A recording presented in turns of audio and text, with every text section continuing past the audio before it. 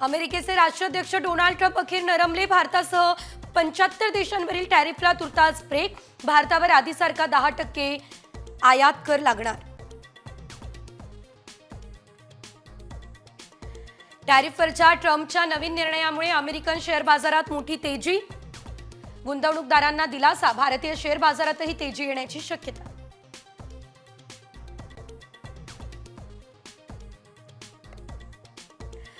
चीनने डोळे वटारल्यावरती ट्रम्पचा चीनवरती tariff bomb. आता 125% टॅरिफ लागणार. युरोपियन युनियनने देखील अमेरिकेवर लावला 25% टॅरिफ.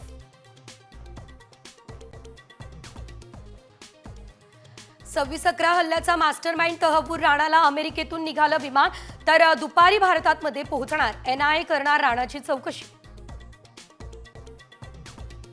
मी शरद पवार यांना कालही दैवत मानत होतो, आजही दैवत मानतो. अजित पवार यांच्या विधानाने चर्चा. तर आता राष्ट्रवादीचे दोन्ही गट एकत्र येणार का, अशी देखील चर्चा.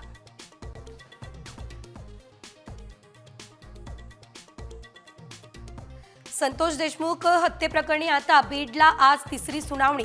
तर ॲडव्होकेट उज्ज्वल निकम न्यायालयामध्ये राहणार उपस्थित.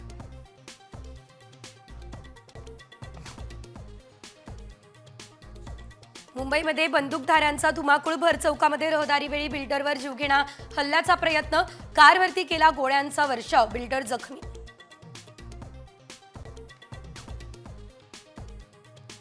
मुंबईकरांना उकाड्यातून दिलासा मिळणार. तापमानामध्ये आजपासून घट होण्याचा हवामान विभागाचा अंदाज. राज्यात अकोला आणि जळगाव सर्वात जास्त हॉट. 43.7 अंश सेल्सिअस तापमानाची नोंद. कोकणात वातावरण राहणार कोरडं.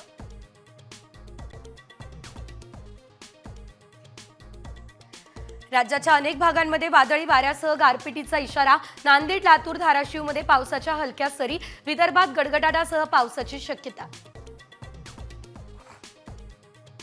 शिवरायांचा अपमान करणाऱ्या प्रशांत कोरटकरच्या सशर्त जामीन मंजूर. तर कोर्टाला सुट्टी असल्यानं कोरटकरचा 2 दिवस जेलमध्येच मुक्काम.